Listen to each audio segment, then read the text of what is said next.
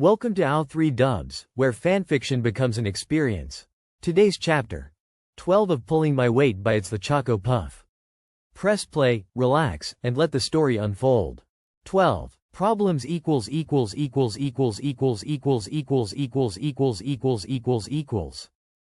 weeks passed since the confrontation with the Chunin in the Junin HQ. 2 incredibly busy, stimulating yet exhausting weeks. Between T and I, shifts at the hospital and working with Genma, Sakura had her hands full almost non-stop. She was also frustrated, because she kept running into the same problem over and over again at the hospital. She couldn't figure out how to sync up her chakra wavelength to that of her patient, so she kept ending up with fish with boiled internal organs or birds with fried nervous systems. Overall, she was tired, frustrated, and overworked, and the moment she got home, she would curl up on the sofa and either chat with Genma or, if he was on a mission, fall straight asleep. So it was with no small amount of surprise when, one day, she greeted Anko at her doorstep when the woman popped by her house in evening, a maniac grin on her face. "Back your bags, Pinky, the old man gave us a mission," she announced, almost bouncing on the spot. Over time, the Rosette had realized that Anko had absolutely no respect for authority when not looking them in the eye, and had rather creative insults and nicknames for each of them. This particular one was code for Morino Ibiki, and Sakura, knowing the sort of mission the man was renowned for assigning, wondered why exactly her senpai was so excited. Then, she clued in to the fact that just as she had not been out of the village since starting her studies under Tsunade, Anko had also been village-bound since the Rosette had been assigned as her student. Suddenly, her excitement was no longer all that surprising. Still, something bugged her and she frowned. "I'm not allowed to leave the village for another 2 months. She reminded her senpai, getting a careless shrug in response. "'Cause it's a part of your apprenticeship," the Godem gave it the green light. She divulged, then poked Sakura's cheek. "Now come on, be more enthusiastic. Your amazing senpai got you a ticket out of the village." Rubbing her cheek in annoyance. Anko had used chakra in the poke and it stung. Sakura offered the woman a glare. "Why, thank you, oh amazing one," she snarked, getting a smack to the back of her head in response which she was too slow to dodge. "When are we leaving?" she asked instead, trying to dial back her attitude. She was tired, damn it, and this whole ordeal was taking precious seconds out of the small period of time a day she had to just relax. "Tomorrow morning. I expect you at the gates by 6 o'clock sharp. Pack for at least a week." And then Anko was off, and Sakura was left staring at the place the Junin had stood in wonder, before she snorted and shut the door.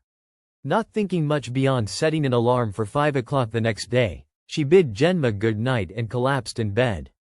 She was out in a matter of seconds.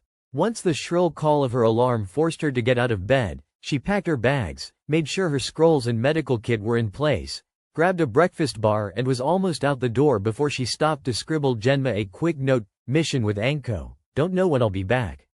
Don't do anything stupid while I'm gone." She topped it off with a cute doodle and then she was off.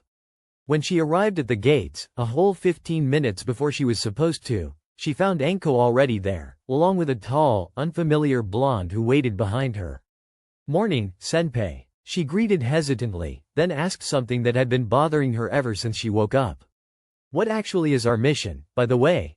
She noted the mysterious blonde stiffened in surprise at her words, but Sakura had long gotten used to following the obey and ask questions later work ethic wherever Anko was concerned. The woman in question merely grinned. "One of the subjects we interrogated revealed that there was an Iwagakure base near the border between Iwa and Kusa. He also said that it's the one that their resistance movement used. So Ibiki reasoned that we can find info about Iwagakure's future movement in regards to Konoha there."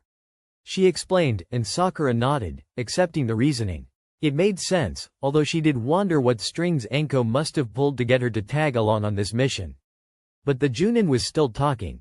"Tamaki over here," she gestured over to the slim blonde beside her, who flashed Sakura a cheery wave and a small grin, and the Rosette couldn't help her responding grin back, nor the slight blush that rose to her cheeks, "is our reinforcement, as apparently Ibiki doesn't think I'm capable of looking after your frail ass." "Ah, there it is," Sakura thought smugly. So this mission was more of a test for Anko than any favor from the head of T&I. Really, she should have expected that. The pinkette nodded again, then turned to face their third member. He was tall and slim, and although his features leaned more onto the feminine side, there was a certain sharpness to his face and gaze that pieced together into something that made warmth bloom in Sakura's stomach. When she decided that staring any longer would have been impolite, she smiled kindly and bowed. "I'm Haruno Sakura, Tamaki-san. I'll be in your care." When she straightened, she noted that the grin on his face had shrunk into something smaller but far more genuine than before, and Sakura tried her hardest to ignore the little voice in her head that whispered, "He's pretty." Instead, she focused on his words. "I look forward to it," he murmured, then reached out and lightly grazed her elbow with his fingers. "Pleased to meet you too, Sakura-san." And judging by Anko's amused chortle, her blush wasn't quite as subtle as she wished it to be.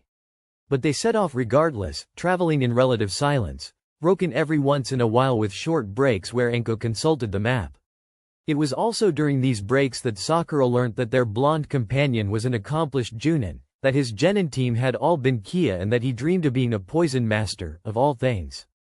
She also noted the strange habit that Tamaki seemed to have, where every time they paused or stopped for a break, he ran his finger down the bark of a random tree in a short, about 5-inch long line. When Sakura got over her nerves to actually ask him about it, he merely shot her that disarming grin of his and explained. "When I draw my finger down, I also inject some of my chakra into the bark." He told her in a tone that implied he was imparting some big secret. Sakura unconsciously leaned in closer to listen. "I'm part of the sensor division, which is also why Morino-san enlisted me for this mission. My abilities will help with locating the exact whereabouts of the base. In regards to the habit, well, we have this tradition of sorts in the division, that with every mission, we mark our trail, almost like breadcrumbs, on trees, so if something were to go awry, retrieval would be that much easier."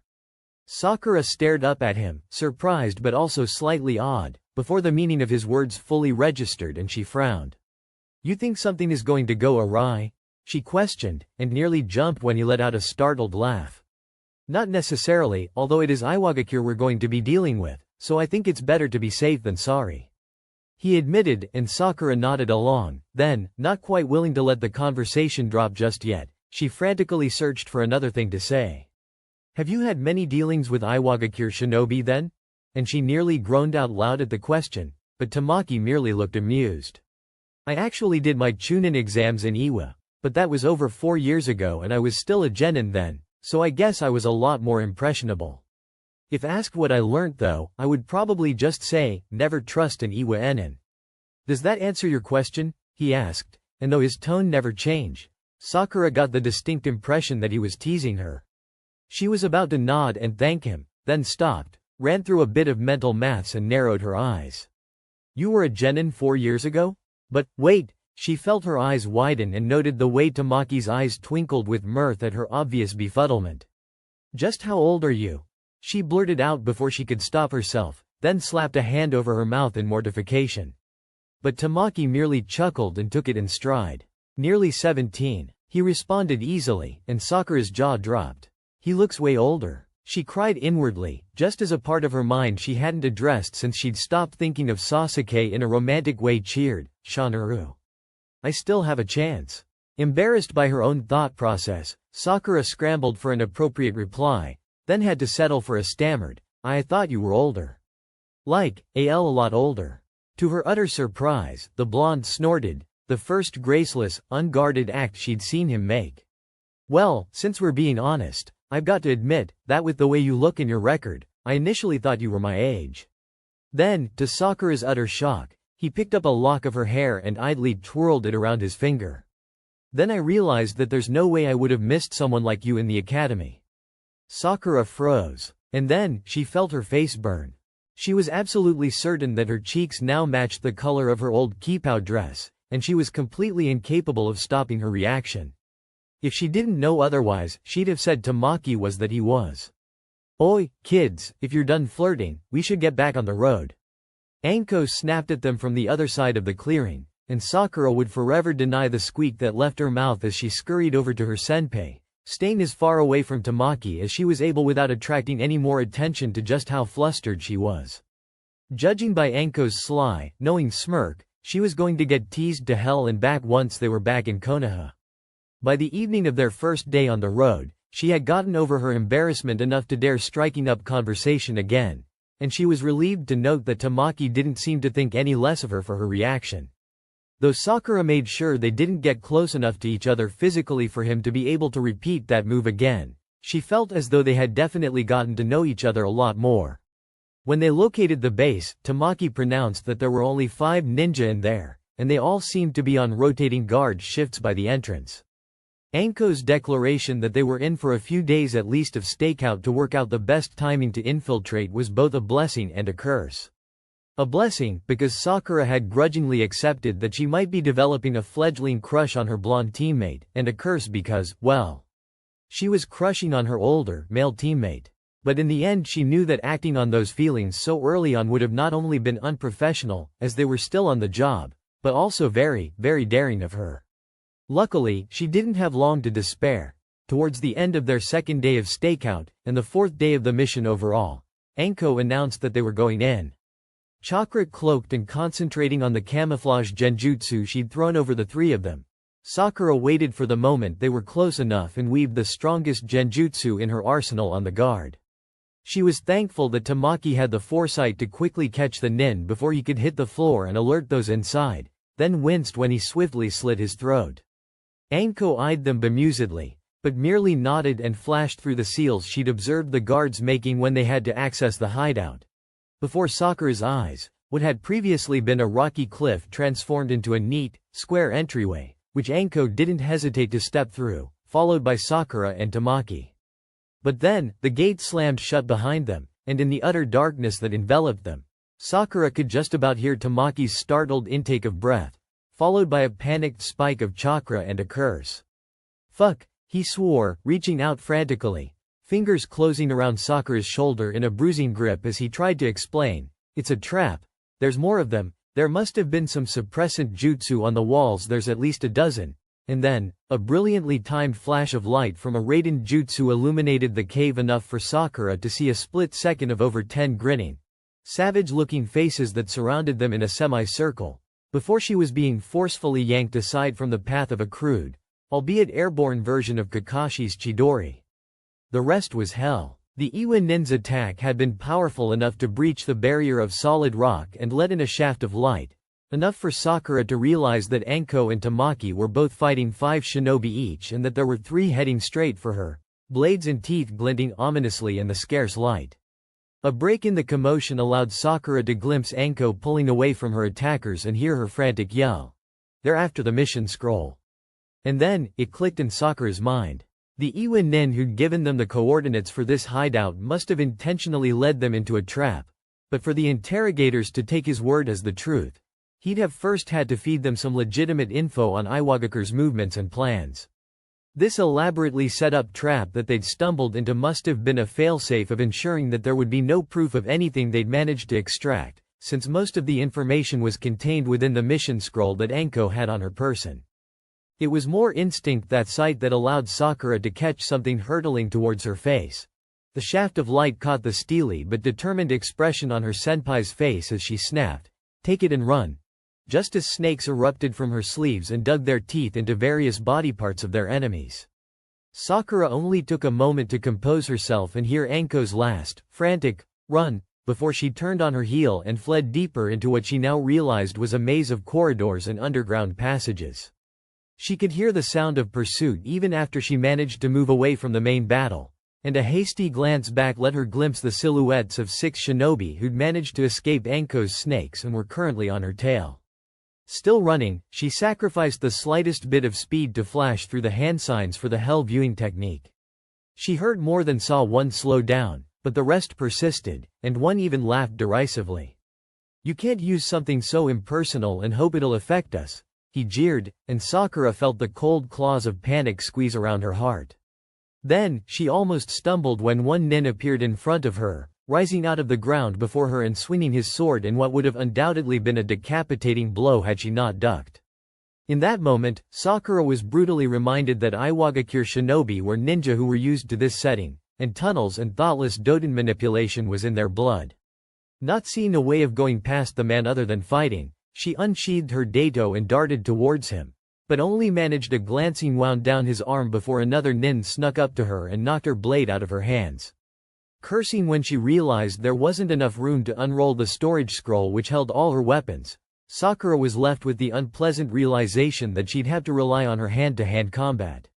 She managed to twirl out of the way of a sidekick from the second nin, but the sharp, almost debilitating pain of a barrage of shuriken embedding themselves in her back made her freeze and bend over in pain, before she bit her lip and barreled onwards because, more than even her need to be able to see her attackers, she needed space. In a move which she wouldn't have ever performed otherwise, she pumped chakra into her legs and took advantage of the high ceilings of the tunnels by jumping over her attackers, and using the time when she was airborne to flash through the seals for the Temple of Nirvana. She felt viciously victorious when she heard two telltale thumps and realized that one of the ninja the closest to her was caught. Sakura didn't hesitate. Panic giving her movements an almost animalistic edge, she darted over to the fallen nin and stamped on his trachea, feeling the cartilage give and collapse beneath her foot. 5 to go, she thought grimly. And then, 2 were onto her, anger giving them an edge they hadn't shown before, and the rosette screamed when one of them swung in Yurumi, and, unable to dodge, Sakura felt it dig into her side so viciously her vision blacked out for a second. Barreling on despite the pain, she threw 2 smoke bombs on the ground and jumped to cling to the ceiling, muffling her cry of pain when the landing jarred her torn side. She squinted and saw one of the silhouettes separate from the group in an attempt to escape the smoke, and she didn't think, didn't try to calculate, just jumped down to land in front of him, and, taking advantage of his momentary confusion as he tried to identify her, darted into his personal space and chopped at the delicate skin underneath his Adam's apple with the side of her hand. He gasped, hands flying to his throat, and Sakura used that moment of vulnerability to dig out a kunai and slash, first over his eyes, then a vicious, jagged tear from his belly button to where the cartilage of his lower sternal region stopped her knife's path. She let the kunai go and watched the nin topple to the ground, knowing that if not shock, then the blood loss would surely kill him. 4 left. Then, she felt a familiar chakra signature draw close and breathed a sigh of relief when she felt 2 of her pursuers turn to deal with Tamaki, who'd appeared on the other end of the corridor from her. Suddenly though, the terrain was shifting, the smoke from her smoke bomb dispersing as airflow was allowed into the cave, and with it a single ray of light. Enough light, at least, to illuminate her position and give the enemy ninja an opening. Gritting her teeth, Sakura pulled out 2 kunai and turned on her heel towards the other 2, blocking and ducking under the punches and weapons of the ninja around her. But a treacherous part of her mind whispered what she had already realized: she was slowing down. Inwardly, Sakura cursed. She'd never had to fight in such a confined space, with so many people at once. Against Ino, she'd hardly broken a sweat, ending the fight before the other could even properly react. With Tamari, despite the other kunoichi's clearly superior overall skill, there were still moments where she was allowed a breather, and it hadn't all been intensive combat. Not to mention that the arena was far wider than the 2-meter wide by 3-meter tall corridor she was currently stuck in. In her spars against Izumo and Katetsu, she always had the space to maneuver, to run or to retreat. But here, nothing of the like, and just like that, Sakura was struck by the realization that she'd severely miscalculated. She'd tried to do too many things at once, never having a strong foundation to fall back on to begin with. She was confident in her genjutsu, but that was only because it was good enough to trap genin and a handful of chunin. But the only times she'd trapped Genma or Anko had been when they were fatigued, unwilling to break it or not expecting it. But these men, these ninja she was fighting were hardened, high-level shinobi, and Sakura knew that her genjutsu wouldn't be something she could wholeheartedly depend on. Same with her bukajutsu, which was passable in spars against the twins, but here, she didn't have the space that was necessary for that particular type of combat to work.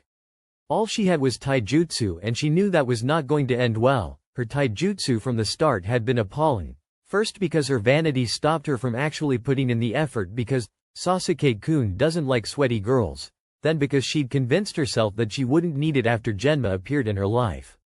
But as a rock-hard fist impacted her nose so hard that she saw stars, and she stumbled back, a cry of pain falling from her lips, Sakura came to the alarming realization that there was a very high possibility she'd die here.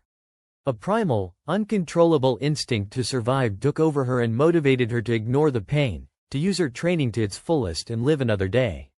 She chanced to glance back in Tamaki's direction, startled to see him produce a fireball that caught one of his enemy's clothes and set it alight, punctuated with the man's gasps and pained screams as he turned to run away, getting a kunai to the back of his head for his troubles. The light from the fire cast shadows on Tamaki's face, making him look far more ethereal than Sakura thought possible, and definitely a far cry better than her own state. Almost as if he sensed her gaze on him, the blonde turned towards her, the relief in his eyes at seeing that she was still reasonably alright overshadowed by the urgency in his gaze. "Sakura, run," he called out, and she breathed a sigh of relief when she turned and saw that the two nin fighting her turned to look back at her comrade. But the breath of relief caught in her throat and turned into a scream when suddenly, a spear of earth shot out of the walls, coiling like a snake before it flew towards Tamaki and separated into 4 thinner ones, each sharpening into a deadly point and piercing straight through the blonde's chest, stomach and sides. She didn't have to be a qualified med nin to know that all of them were aimed at internal organs. She saw a moment of comprehension in Tamaki's eyes, before they dimmed and he slumped to the ground, unconscious or dead, she didn't know. Sakura felt bile come up her throat but she swallowed, ignoring the burn, then turned on her heel and bolted, for the second time that day. She ran faster than she ever had before, ran blindly both due to the dark and the tears blurring her vision. She was no longer mindful of the chakra she was expending as she augmented her muscles and called up illusion after illusion, hoping to, if not trap, then at least slow down her pursuers. And then, her foot caught, making her stumble and come to a stop. Resigning herself to her fate, Sakura turned around, used the precious few seconds she had gained to summon her weapon scroll, and drew out 2 kodachi. Not a second after she settled in her stance did the first of the ninja break out from the darkness, his eyes wide and disoriented. Sakura didn't wait, didn't think, she just jumped. The sharp edges of her kodachi found the delicate patch of unprotected neck and she slashed it brutally, opening the main artery and letting the man drop to the ground with a dull thud. She channeled chakra into her feet and kicked him in the head for good measure. The second Iwa nin rounded the corner in a much more cautious manner, and though Sakura knew that there was another one still to come, she could no longer count on the element of surprise. So she assessed her chakra levels, ruled out Earth-style ninjutsu and made her biggest gamble yet. Flashing through hand signs she was only familiar with in theory, she took a deep breath and exhaled. Her chakra manifested in the form of clear, viscous syrup, far less than she knew Izumo to be capable of, but enough to trap her opponent nonetheless. Then, in perhaps the stupidest move of the day, she threw a handful of kunai towards the man, and when she noted him raising his own kunai to deflect them, she curled her kodachi-wielding arm inwards and then, with a flick of chakra, released it. The rotation of her weapon was violent enough to cut the man's torso cleanly off from his legs. By that point, the panic and fear and anger and grief had eclipsed her ability to feel disgust or guilt, so she didn't even jump when she felt the last chakra signature emerge from one of the walls. Despite the dark, Sakura thought she saw the man glance at his fallen comrades, then his attention was on her and the rosette bristled at what came from his mouth. Huh, he mused, and in the back of her mind, Sakura realized that she'd heard this kind of amusedly detached tone before. Seems that even mice will bite when cornered, he observed, and the rosette snarled. Now, he waved her off.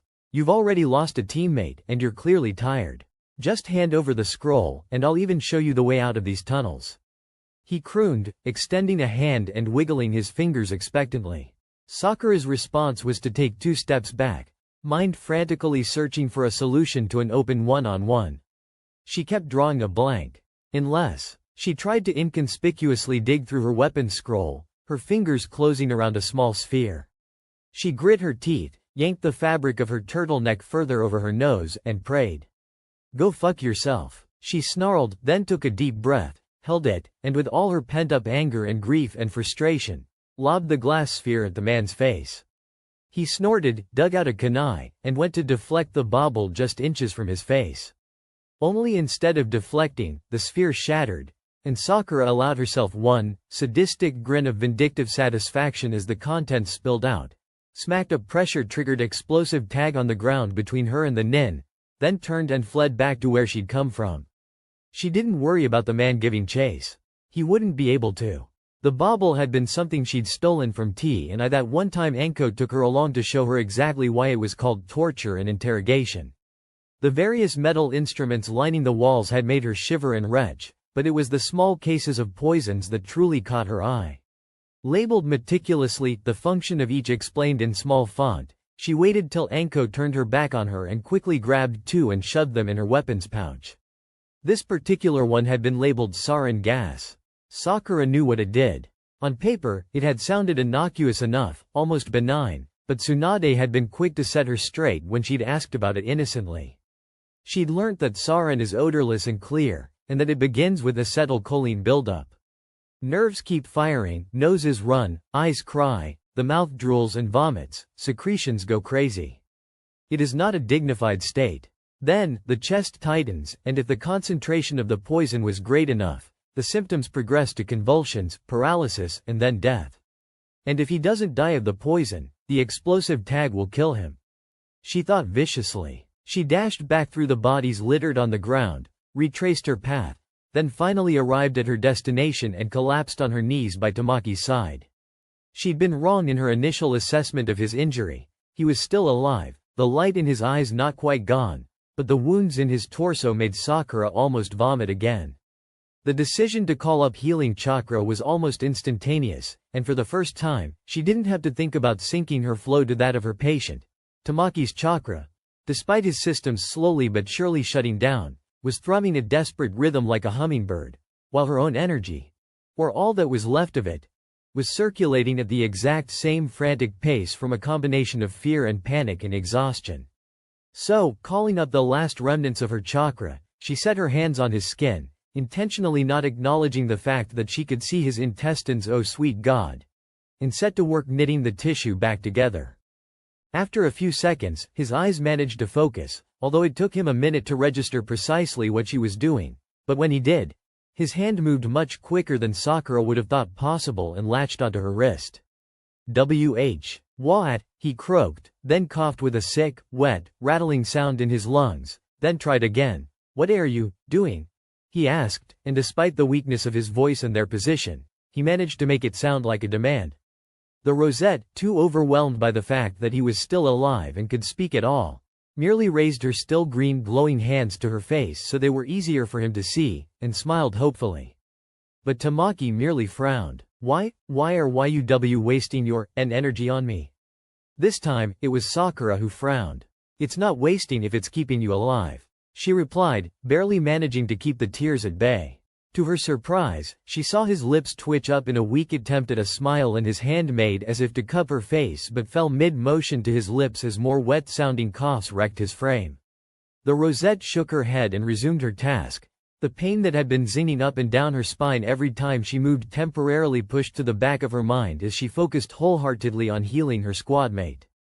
There was a crunch beside them and Sakura heard the grim, squelching sounds of someone moving behind them, but she only managed to glimpse an outstretched arm and an expression of unadulterated hatred on a mangled face before the cave around them rumbled and a huge shadow seemed to dislodge itself from the ceiling directly above her and Tamaki. She glanced back down, her eyes already adjusted enough to the dark that she managed to see the blonde's own eyes widen in alarm. Then she was being shoved aside, off of Tamaki, her shout of protest cut off as the shadow proved to be a giant boulder that had broken off the ceiling, and a whoosh of air and blinding pain were all she knew as the cave rumbled and shook around them, a scream. Hers. Tamaki's their enemies, she didn't know, and then, darkness. Suddenly, it all went quiet, and Sakura knew no more. When she woke up, it was to the steady beeping of machinery by her side, a curious pressure on her thigh and the feeling of a much bigger hand squeezing her left one. She blinked a couple of times to try and get her eyes to focus, then noted a familiar head of brown hair by her side. Genma. He seemed to be asleep, his forehead resting on her thigh, his hair messy and greasy, for once free of its trademark bandana. Sakura briefly wondered just how long he'd been there and she felt a swell of affection for the brunette. She gently pried her hand from his, absently noting that her right arm was completely immobilized from shoulder to wrist, and ran her fingers through Genma's hair, lightly combing out the knots and smoothing it down into a more orderly fashion. She wasn't surprised when the gentle touch proved to be enough to wake the brunette, and he slowly raised his head, instantly becoming alert when his eyes met hers. They studied each other for a few seconds, and Sakura's hand slowly fell away from his hair. Then, Genma breathed out a mix of a sigh and a tired chuckle and let his head drop again with a soft thump. "Never do that again," he demanded harshly, but Sakura saw the minute tremor in his hand that belied just how much of that surface anger was actually fear and relief deep down. She couldn't help the small smile that pulled at her lips, despite the guilt that ate at her on the inside. "I'm sorry," she murmured as she resumed the mindless task of combing Genma's hair, no longer certain whether she was doing it to straighten it out or to ground herself. She glanced to the side, startled by the amount of flowers she saw on her bedside. "Who?" She trailed off uncertainly, but Genma didn't even need to raise his head to know what she was talking about. "Kotetsu, Azumo, the Nara brat, some Hyuga kid, Anko, take your pick," he mumbled, voice muffled by the covers. Sakura's attention was drawn to the last name. "Senpei? She didn't strike me as the type to bring flowers," she observed, frowning. Genma snorted and finally raised his head, the look in his eyes far colder than she'd expected. "Not to hospitals, no.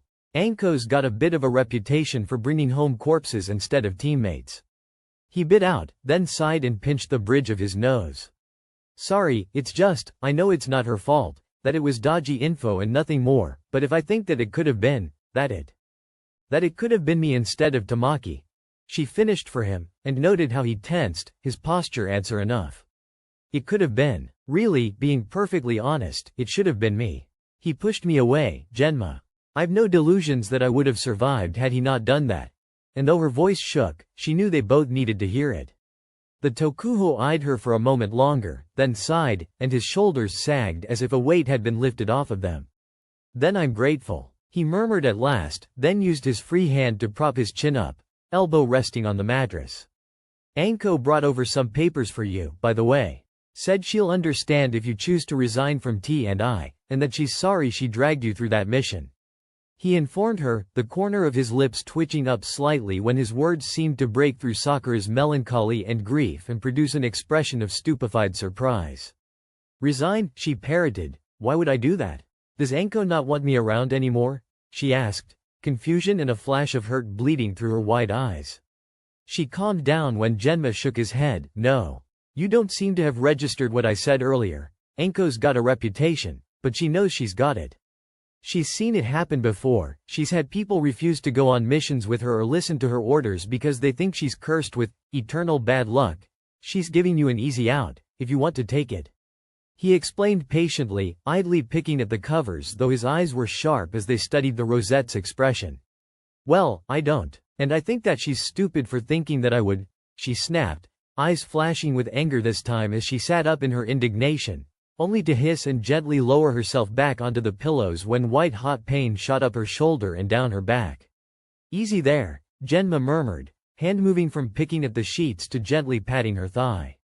"And that's precisely what I told her when she came to drop these off, but she didn't believe me," he added, and Sakura shot him a small smile, then scowled. "I'm going to give her a piece of my mind as soon as I'm out of here," she vowed, only to frown worriedly when Genma's smile flickered and fell completely. "Genma? What's wrong?" The Tokuho sighed, suddenly somber.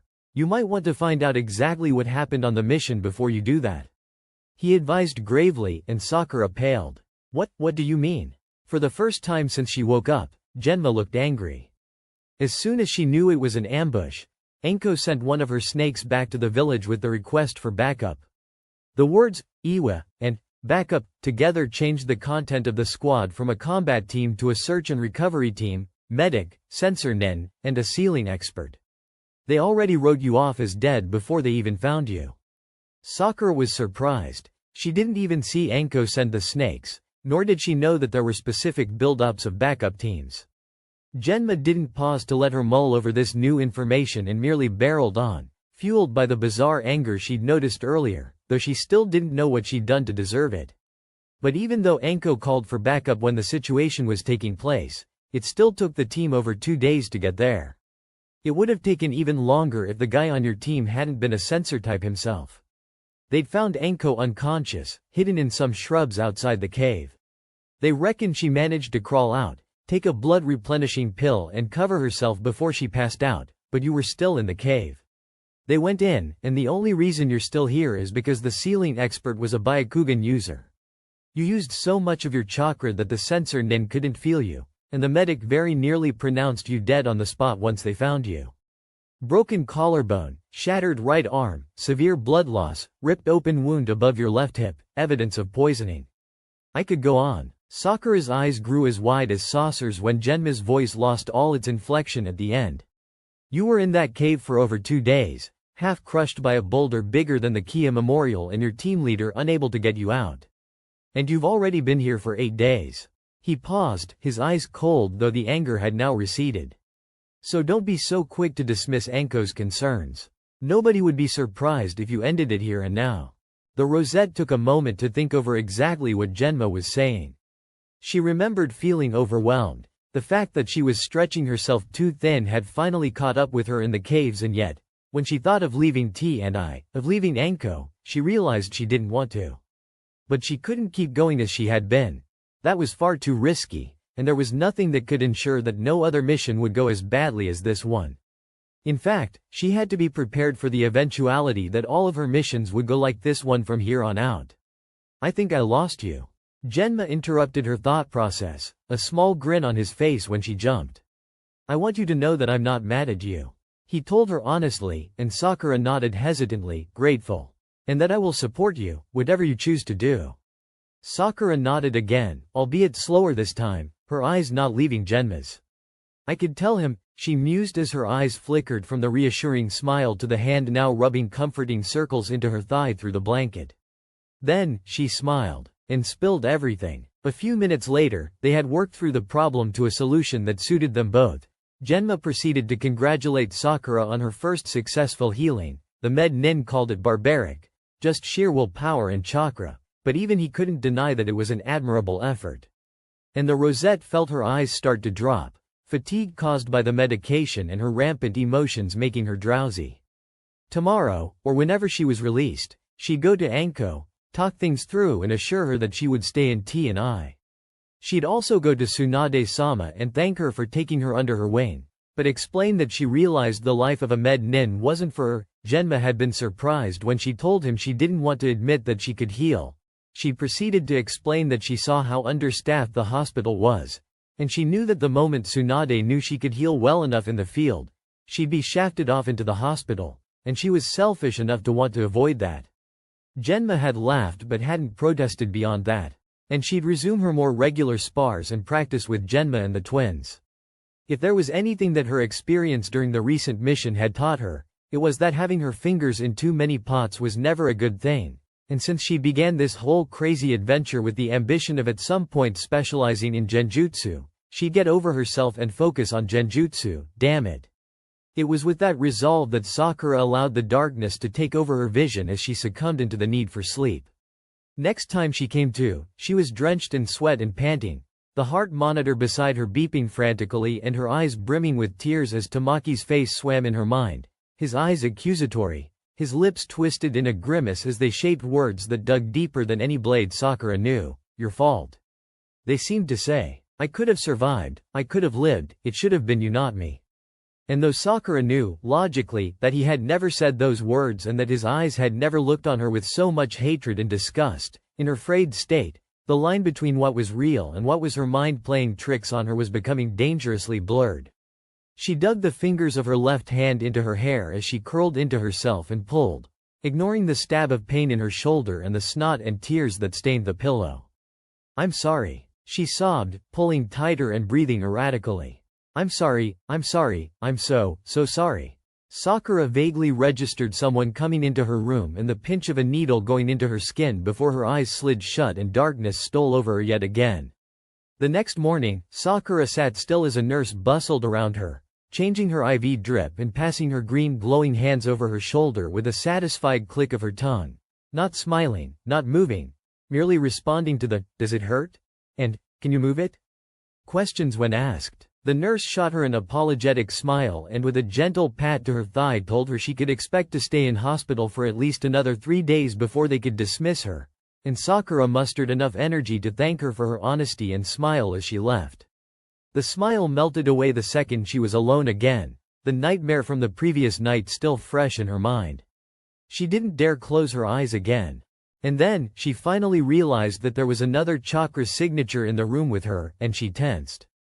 The fact that she vaguely recognized it was the only thing that kept her from screaming or making a mad dash for the scalpel on the tray in the corner. Instead, she sat stock still and calmly called out, "Who's there?"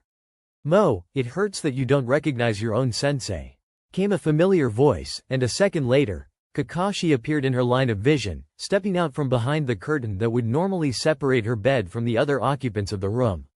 "Ah, Kakashi, sensei," she added hesitantly, her suspicion more important than the relief that washed over her at seeing a familiar face and not one of the Iwa nin. "What are you doing here?" she asked curiously, for once unconcerned by her bluntness. A strange expression flashed through Kakashi's one visible eye, but then it closed in the trademark fake smile. "I'm merely visiting my student in the hospital." "Why so suspicious, Sakura-chan?" Sakura couldn't help the way the corner of her lips twitched downwards at the honorific. It had been a while since anyone had called her that. "It's just that I haven't seen you since before I left on the mission to Kiri," she explained with a one-armed shrug, suddenly feeling awkward. "I was surprised, is all." Kakashi tilted his head, the move even less genuine than the smile. "Yes, it has been a while since we've had a nice teacher-student moment. You've been quite busy," he mused, and Sakura was about to retort before she recognized the accusation that lay beneath the seemingly innocuous observation. She grit her teeth, too tired and emotionally exhausted to just let it slide. "It goes both ways," she retorted sharply, far more alert than she was at the start of the conversation, and far more defensive. Kakashi froze for a split second, his smile dropping the slightest bit before it reappeared, albeit ever so slightly more strained. "Beg your pardon?" he asked, voice still teasing, but the rosette was in no mood to apologize or try to take the proverbial out that he offered. If he had a reason for catching her in her hospital room after pretending she didn't exist for almost half a year, then she was going to get him to admit to it straight up. "I said that it goes both ways. Communication, that is. I have been busy, and I apologize for that, but you also know where I live and I assume you've heard where I work. Besides, you could have had the Ninkin find me if you were really struggling. So, allow me to reiterate, why are you here, sensei?" Sakura explained, not letting her gaze drop from that of her old sensei even when her eyes started to burn from not blinking. Then, Kakashi broke the impromptu staring contest and sighed. "Mo, you've grown so confrontational, Sakura-chan tilde. What happened to the timid little mouse you were at graduation?" Sakura had a sudden flashback to the tunnels, to the last man, to the distantly amused. Even mice will bite when cornered. And she could feel herself panicking. She took a deep breath and pinched the delicate skin of her thigh, then regarded her old teacher with as much calm as she could master. She grew up. And then, because the world was intent on reminding her all her failures and short-sightedness of the last few months, Kakashi snorted. "Clearly," he remarked, his smile suddenly gone and his posture a lot more tense than mere seconds ago. "That's what I wanted to talk to you about." "What happened, Sakura?" When all Sakura did was blink confusedly at his sudden 180, he leaned against the wall and crossed his arms, leveling her with the flattest stare she'd ever seen from him, which sent a shiver down her spine. "I want to know what happened, Sakura. Why you thought going to Kirigakure, of all places, was a good idea when your meager skill set could have easily gotten you killed. I want to know why you chose a Junin who didn't need you over a teammate. Did I not manage to get through to you about the importance of teamwork? I caught Naruto as he was leaving and he told me you have no intention of going after Sasuke. Do you not believe he deserves a second chance? And joining T&I.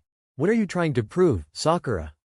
That is the most undesirable division in the village for a reason. What were you thinking of when you applied? Because it won't bring you fame nor positive renown, if that's what you're after. I just want to understand you, Sakura-chan. And all you've done is isolate yourself from your friends and people who care about you and can help you. And what for? It's not good for you. Your current predicament is proof enough." Silence reigned in the room. Absently, Kakashi noted that Sakura was shaking, her head was lowered, bangs obscuring her vision, and fine, pronounced tremors shook her small frame with every breath. He reached out to pat her head like he would one of his ninkin and was about to rattle off something about how a good cry is always useful, and he was glad she saw his point of view, when a pale hand shot out and wrapped around his wrist in a tight grip, aborting its motion before it could so much as disturb a single hair on her head. Then, Sakura looked up at him through her bangs, and Kakashi's visible eye widened in shock. Indeed, there were tears in her eyes, tears he himself had brought into existence with his words, but the expression on the rosette's face was not one of guilt or sadness, no. It was pure, unadulterated anger and indignation, and her lips pulled back in a snarl even as a tear spilled down her cheek. "What for?" she parroted, and her voice was surprisingly stable, quiet. "Are you actually asking me what I did all that for? Isn't it obvious?" When he remained silent, the rosette actually snorted and dropped his wrist like it burned her. Who would have thought? Genma was actually right. Again, when he scowled at the name, she gazed at him from under her bangs with something like pity in her eyes. "You really have no idea how to teach, do you, sensei?" "Now wait a minute," he began, growing angry himself, but Sakura cut him off. "No, you've said your bit. Let me say mine." She swiped at her eyes with the heel of her left palm and glared at him. "I did all those things because you didn't give a rat's ass about me or my progress," she exclaimed, her glare turning accusatory. "I realized after Wave that I couldn't go on as I had been, 'cause even though you didn't seem to see any value in teaching me or telling me I was subpar, I realized I wasn't good enough and had to do something about it. So Sumi, I went to the library and studied, since that's all you and Iruka-sensei seemed to think me capable of. That's what I did. And I learned and I practiced, but I needed a teacher, and when you seemed to find more interest in your porn books than you did in making sure the adolescents you were put in charge of actually survived teenagehood, I needed a teacher." She paused for breath and to assess how much of what she was saying was actually getting through to her teacher. He stood stock still and staring at her with narrowed eyes, so she took that as her cue to continue. "Genma found me in the library. He offered to help me. He knew who you were, and for some reason, he knew exactly why I wasn't being taught the way I should have been, so he was the one who helped me work through what I'd read in the library. He was the one who made sure my gear kit was field ready, and he was the direct reason as to why I managed to beat Ino in the preliminaries. Beat Ino while also beating a record, at that." She couldn't help but rub in, noting the twitch of Kakashi's hand that belied his annoyance. "You knew I was a genjutsu type the second I was sorted into your team. Don't pretend like you didn't." She cut him off when she saw him draw a breath to contradict her. "I saw my file. It has genjutsu type written there and dated with my graduation. And yet you didn't do anything to help me work with that. I didn't learn anything from you. Even tree climbing was something you merely showed us, then left us to fend for ourselves. So don't be surprised I sought out other teachers, especially not after you dismissed me with some post-it note about why you hadn't found a teacher for me for the second stage of the Chunin exams. No civilian-raised genin has a network of contacts and educators they can fall back on when something like that happened. What did you expect me to do? Forfeit?" She paused to highlight the incredulity of her statement, but the look on Kakashi's face made her pale. "Oh my Kami," she breathed in realization, disbelief and hysteria warring within her in equal parts. "That's exactly what you expected me to do." She sat silently for a few more seconds, staring at her sensei as if in a new light, then continued, her voice softer, almost muted. "And yet you wonder why I sought support from anywhere else but you. Had you been me, would you have been confident enough to seek tutelage from a teacher who ignored you for the vast majority of the time you were in his care? Because I wasn't." She took a breath, chose not to address exactly what happened during the Chunin exams, and moved on. "My parents were killed during the invasion," she confessed, and saw Kakashi flinch. "Naruto didn't know." Another flinch. "But I know you must have known." No reaction. Sakura snorted. She'd gone right past disbelief and indignation and straight into bitter amusement. "That's why I moved in with Genma. My old house had been razed to the ground. And even when the rebuilding efforts were done with it, it was filled with ghosts, so I stayed with Genma. The mission to Wave was Tsunade-sama's way of testing me and Shikamaru in our new position as Chunin. It was also a way for me to break free of the poisonous atmosphere that surrounded me every time I interacted with Naruto or Sasuke. The former was jealous of my promotion while the Uchiha resented my very existence, and yet, you did nothing. You couldn't not have noticed. What was it you told us during the bell test? To Look underneath the underneath. So I knew you were aware of what was going on, yet the fact that you chose to be a bystander instead of step in and set them right hurt even more than Sasuke's bitterness. And I couldn't forgive that, so I took a break. And the diplomatic mission was precisely what I needed, and even if you think my meager skills could have gotten me killed, they were enough for me to spar with a mist hunter Nin and win the friendship of one of the 7 swordsmen of the mist. She saw Kakashi tense at that, as if he hadn't been aware of that particular tidbit of information, and she tried to make her vindictive smirk a little less vindictive. Afterwards, well, you know exactly what happened. And I'll have you know, that if I were given the choice to save Genma or the Uchiha, I would choose Genma every single time. Not because he was useful to me, or because I feel obliged to help him for all that he'd done for me, but because the bonds I've managed to forge with him even in that short amount of time ran deeper than any bond I could have ever forget with Sasuke, even if he hadn't turned into a traitorous maggot. Kakashi almost jumped at the insult that left Sakura's mouth, but the rosette was relentless. And that includes my bond with you, sensei. I don't feel like you've ever given a single damn about me, so why should I seek you out? Why should I feel guilty for isolating myself, as you put it, when really, I merely cut off people who didn't support me in life and surrounded myself with people who understand me and my goals? I'm far from isolated. In fact, I'd say I'm better off now than I was when I was still an active part of Team 7. I have friends in Chojuro, Neji-san, Shikamaru, the twins, Tanbo-san. I have a mission partner and confidant in Shikamaru. I have a senpai in Anko, and a guardian and partner in Genma. I am far more sociable and integrated into our village's society than I was a year ago. And I wouldn't change that, sensei. Even if you want me to. Kakashi seemed to consider her words, then sighed. The world out there is dangerous, Sakura-chan. I'm not sure you've realized that, because you've never truly been in a life-threatening situation, never had your skills tested to their limits, never had a comrade die in your arms. But what awaits you outside the gates is not something you can prepare for with a bunch of friends and wishful thinking. I'm just worried, he replied, eye crinkle back in place, and his hand finally landed unimpeded on Sakura's head and patted her hair. But the rosette was staring at him as if he'd grown a second head while speaking. Never been in a life-threatening situation? She repeated slowly, trying to convince herself that her sensei really had just said that. Sensei, I don't really know what to tell you, she admitted, ignoring the man's smug look at her confession as she went on. But I'm wondering whether you're secretly either blind or stupid. Kakashi's surprised guffaw made her feel a sick twist of vindictive satisfaction in her gut. Because I nearly died on this very mission I just got back from. So I'm wondering if you either didn't know that and thought that I'm in the hospital just for the fun of it, or if we've got slightly different standards for what's considered a life-threatening situation. She told him frankly, then flashed him the most saccharine smile she could force her facial muscles into, recalling the way Anko behaved that one time she let her observe an interrogation. She knew, simply from the way Kakashi stilled, that her expression must have mirrored his own at his most insincere.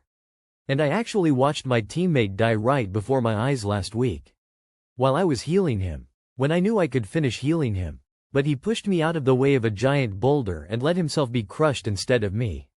She was conscious to never let her smile slip while she admitted that, even when it tore at the very fiber of her being and brought flashes of her nightmare to the very forefront of her mind. So, let me reiterate, she concluded, hating herself slightly when her voice shook. I know our world is dangerous. She felt a tear slide down her cheek from her still squeezed tight eyes.